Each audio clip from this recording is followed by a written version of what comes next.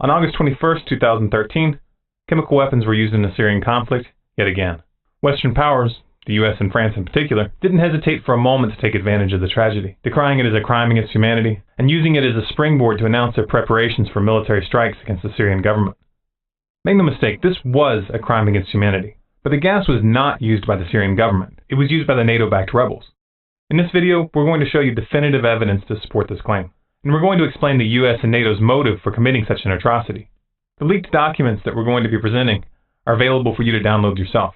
You'll find a link in the description to that download, and you'll also find links to the mainstream articles we used in our research. Now, in order to really understand this event, we need to look at it in context. The United States has had Syria and Iran in their crosshairs for a long time. The plans for these wars have been in the works for over a decade. About 10 days after 9/11, I went through the Pentagon and I saw Secretary Rumsfeld and Deputy Secretary Wolfowitz. I went downstairs just to say hello to some of the people on the Joint Staff who used to work for me, and one of the generals called me in. He said, "Sir, you got to come in. You got to come in and talk to me a second." I said, "Well, you're too busy." He said, "No." He says, "We've made the decision. We're going to war with Iraq."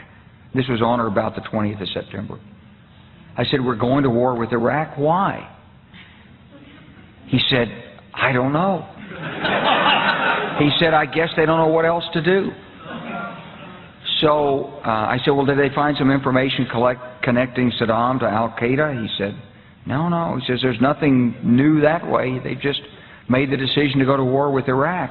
He said, "I guess it's like we don't know what to do about terrorists, but we've got a good military and we can take down governments." And he said, "I guess if the only tool you have is a hammer, every problem has to look like a nail." So I came back to see him a few weeks later, and by that time we were bombing in Afghanistan. I said, "Are we still going to war with Iraq?" And he said, "Oh, it's worse than that." He said, he reached over on his desk, he picked up a piece of paper, and he said, I just got this down from upstairs, meaning the Secretary of Defense's office today, and he said, "This is a memo that describes how we're going to take out 7 countries in 5 years, starting with Iraq and then Syria, Lebanon, Libya, Somalia, Sudan, and finishing off Iran." The US government doesn't like to present its wars as empire building. They prefer to paint themselves as defenders of democracy and human rights. To accomplish this little public relations sleight of hand, they've proven time and time again that they're willing to flat out make stuff up, and they're willing to kill thousands of people to advance their political objectives. We saw a blatant example of this in the Iraq War, where they tried accusing Saddam of still harboring the chemical weapons that the US had provided him in his war against Iran. Even back in the 80s, the US was trying to take out the Iranians. They didn't like the fact that their puppet, the Shah, had been ousted in 1979. And as Wesley Clark pointed out, the end game is still Iran. For a long time, they tried going after Iran directly by accusing them of building nuclear weapons. But this line of worn-out propaganda fell apart when elements within the CIA and Assad came forward stating that there was no evidence that Iran even intended to build such a weapon. You can only cry wolf so many times before people start rolling their eyes. So these chicken hawk neocons switched their strategy and decided to go after Syria to get to Iran. They know that Syria and Iran have a mutual defense agreement, and if NATO forces enter Syria, Iran will be drawn into the fight. Rather than attacking Syria directly, the US and NATO have been running a proxy war by arming and funding the Syrian rebels, also known as the FSA, funneling these resources through their allies in the region. To obscure the source of this support, Qatar has been used to purchase the weapons from countries like Sudan, then route them to Syria via Turkey. Qatar is a close military ally of the US. They provided tank support in the Gulf War of '91, and Qatar served as the U.S. Central Command headquarters during the U.S. invasion of Iraq in 2003. Fast forward to January of 2013 when it was revealed that emails and a large quantity of sensitive documents from Britam Defence, a UK-based military contractor, were leaked by a hacker. These documents exposed a proposal coming from Qatar to launch false flag chemical weapons attacks in Syria and blame it on the Syrian government.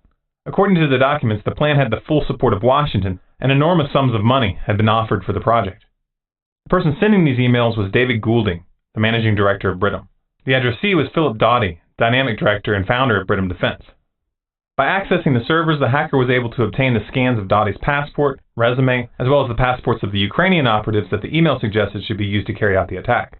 The leak also included hundreds of other documents containing detailed financial and operational information for Britam Defence, including scores of signed contracts, weekly assessments, and incident reports for projects in multiple countries. Among these were details regarding a contract with Saudi Arabia to help prepare their forces for war with Iran. The leaks also depicted a tight business relationship with the infamous war profiteer, Halliburton. The documents acquired by this hacker were not easy to come by. Most of the places where they were uploaded were taken down very quickly without explanation. However, we did manage to get the files, and we've spent quite a bit of time analyzing them. After investing this time, it's very clear to us that they're real. But don't take my word for it. Just take a look in the description for the download link and go verify for yourself. This leak was never mentioned by the mainstream media at all in the United States or Europe. And there was no investigation whatsoever, even though what was being discussed here was clearly plans to commit a war crime. 3 months passed, and on March 19th, sarin gas was used in Syria near Aleppo. Israel and the U.S. promptly blamed the Syrian government for the attacks, even though many of those who were killed were Syrian government soldiers. Obama began talking about the event as a red line that had been crossed, and the warmongers began their saber-rattling in earnest. However, the UN insisted on investigating the issue themselves, and on May 6, 2013, UN investigator Carla Del Ponte went public stating that evidence from their investigation indicated that it was the Syrian rebels who had used the sarin gas, and that there was no indication that the Syrian government had launched any chemical attacks whatsoever. Russia's UN ambassador, Vitaly Churkin, agreed with Del Ponte after Russian experts visited the location where the projectile struck and took their own samples of the material from the site. Those samples were then analyzed at a Russian laboratory certified by the Organization for the Prohibition of Chemical Weapons. According to the lab results, they found that the presence of hexogen, utilized as an opening charge, and which is not used in standard chemical munitions, pointed to the attack being launched by the rebels. Rather than cover this development, the mainstream media did what they always do when they don't want the public to look at something. They simply changed the subject.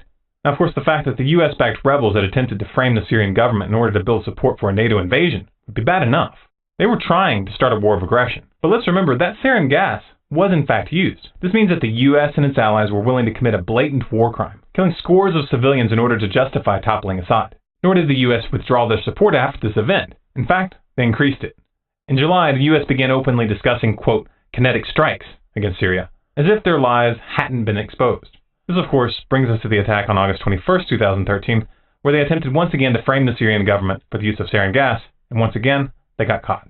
The first wave of media coverage tried to pin the attack on the Syrian government, and the US and France instantly came out condemning Assad. By August 24th, the Pentagon had already announced plans for missile strikes. But even as they did, their story was already falling apart. The Syrian army came forward that same day with footage to back up their report that they had uncovered a massive chemical weapons cache in rebel tunnels in the Damascus suburb of Jobar. This is the exact neighborhood where the chemical attack took place. The Syrian government's version of events is backed up by several key bits of evidence. 1. On May 31st, 2013, security forces in Turkey found a 2-kilogram cylinder filled with sarin gas after searching the homes of Syrian militants. 2. On July 7th, the Syrian army went public about a chemical lab that they had found belonging to the rebels in the city of Banias. And 3. We already have these documents clearly showing that the US was backing a plan to frame the Syrian government with chemical weapons. All of this clearly shows that the rebels had the means and the intent. However, the most obvious variable in this equation is motive. The only parties that benefit from launching this attack are the Syrian rebels, the US, and its NATO allies.